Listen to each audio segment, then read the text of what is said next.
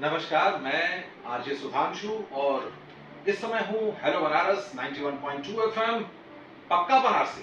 और आज हम बात कर रहे हैं डॉक्टर ब्रिजेश कुमार वर्मा जी से कुपोषण के बारे में। तो डॉक्टर ब्रिजेश कुमार वर्मा जी, सबसे पहले तो आपका ढेर सारा स्वागत है हमारे चैनल हेलो बनारस पर। आपका भी बहुत बहुत धन्यवाद आपको भी। Thank you sir. सर, हमारा सवाल ये है कि कुपोषण क्या होता है?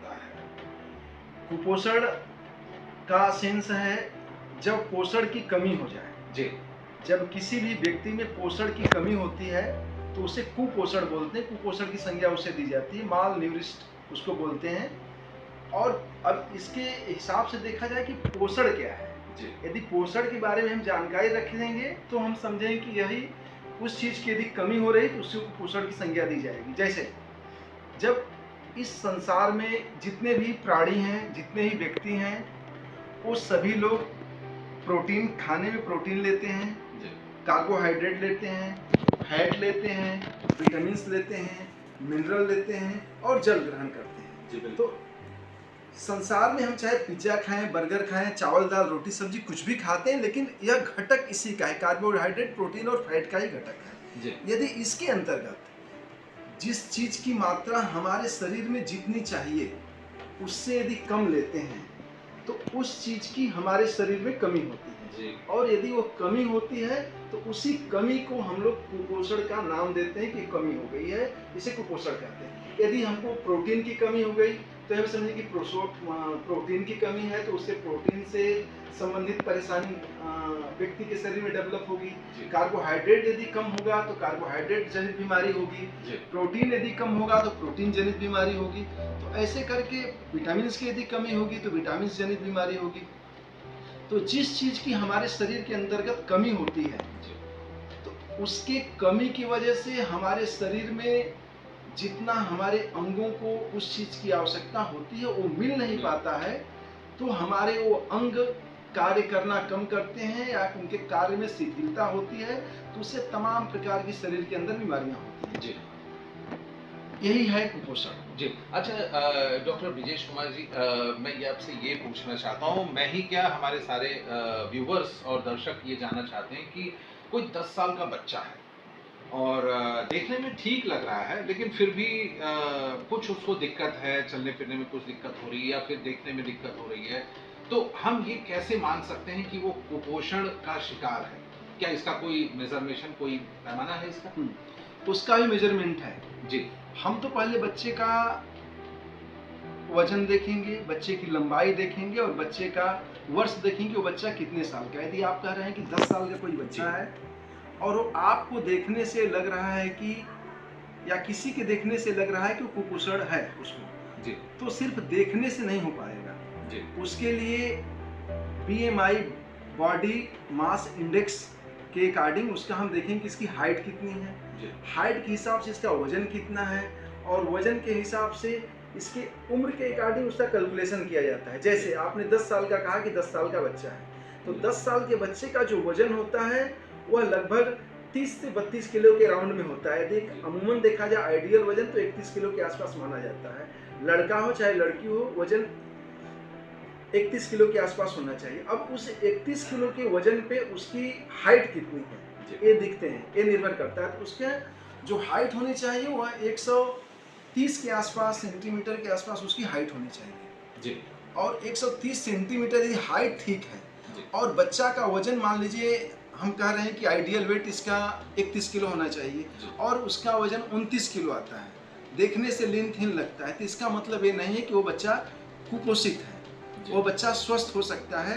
यदि किसी का वजन अपने आइडियल वजन से 1 किलो कम हो जाए, 1.5 किलो कम हो जाए या उससे 1 किलो ज़्यादा हो जाए, तो ऐसा नहीं कि 1 किलो ज़्यादा हो गया तो ओबेसिटी का पेशेंट हो गया, ऐसा भी नहीं। वह बिल्कुल स्वस्थ है, ठीक है। उसकी अब देखना है कि उसके शरीर पे यदि किसी चीज़ की कमी होती है तो उसकी कमी उसके शरीर पे इंगित करती है, शरीर इंगित करती है। जैसे यदि किसी व्यक्ति को किसी चीज़ की कमी होती है तो उससे संबंधित बीमारी उसके शरीर में डेवलप होती है। यदि कोई बीमारी है, कोई उसका कंप्लेन है, तब तो समझें कि हम उसकी जांच पड़ताल कराएं कि हाँ एक कुपोषित से ग्रसित है और यदि उससे कोई कंप्लेन नहीं है, बच्चे का वजन भी 1.5 किलो कम भी है, 2 किलो कम भी है, तो कुपोषित ग्रसित नहीं है। अच्छा डॉक्टर ब्रिजेश कुमार जी, मैं ये जानना चाहता हूँ कि कोई बच्चा कुपोषित ना हो सके और इसके लिए उसको खान पान में अपने क्या चीज, उनके गार्जियंस को क्या किस चीज का ध्यान रखना चाहिए? देखिए, खान पीन में कोई बच्चे कुपोषित न हों, आज का जो माहौल है, जी आज का जो समय है, जी, वह चमक दमक का समय आ गया है, फास्ट फूड वाला समय। फास्ट फूड का समय आ गया है।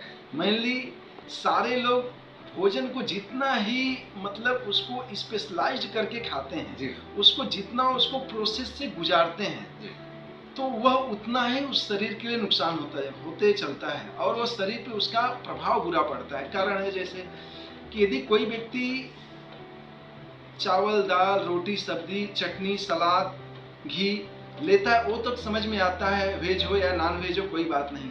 लेकिन आज का जो चलन हो गया है फास्ट फूड का, बर्गर, चाउमीन, पिज्ज़ा, तमाम इस टाइप के जो हैं, तो कभी कभार के लिए जो व्यक्ति, बहुत सारे बच्चे आजकल में क्या है कि चाउमीन का इस्तेमाल कर रहे हैं। आजकल मार्केट में कुरकुरे के पैकेट आ रहे हैं, जो भी जंक फूड और बंद डब्बे में जो भी फूड आता है, उसमें फूड वह चीज खराब न हो, उसको प्रिजर्वेटिव करने के लिए उसमें केमिकल मिलाए जाते हैं, उसका भी कुछ न कुछ हमारे शरीर के ऊपर प्रभाव पड़ता है।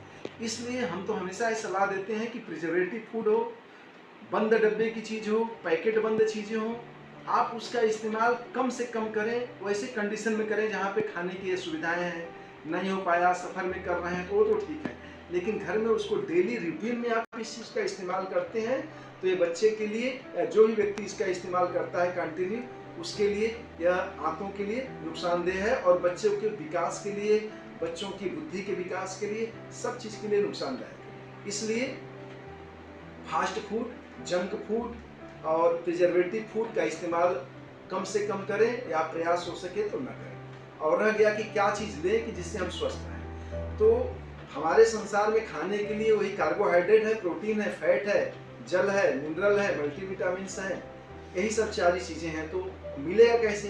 कोई भी सीरियल्स हम अनाज लेते हैं तो उससे हमको कार्बोहाइड्रेट मिलता है। कोई भी हम दाल लें, दूध लें या मांस लें, अंडा लें, उससे हमको प्रोटीन मिलता है, फैट मिलता है। घी है, जितने ऑयल्स हैं उससे हमको फैट मिलता है। तो हम इन सब चीज़ों का इस्तेमाल करें ज़्यादा से ज़्यादा, जो नेचुरल, जो प्रकृति प्रदत्त चीज़ें हैं, जो प्रकृति ने दिया है और जो जिस वातावरण में रहता है उसका इस्तेमाल डायरेक्ट करता है, तो उसके ऊपर उसका ज़्यादा प्रभाव पड़ता है। उसके स्वास्थ्य के लिए ठीक है, उसके परिवार के लिए ठीक है, और स्वस्थ व्यक्ति है, स्वस्थ परिवार है, स्वस्थ समाज है, स्वस्थ तो ये देश भी स्वस्थ है। बहुत अच्छी बात आपने डॉक्टर साहब बताई।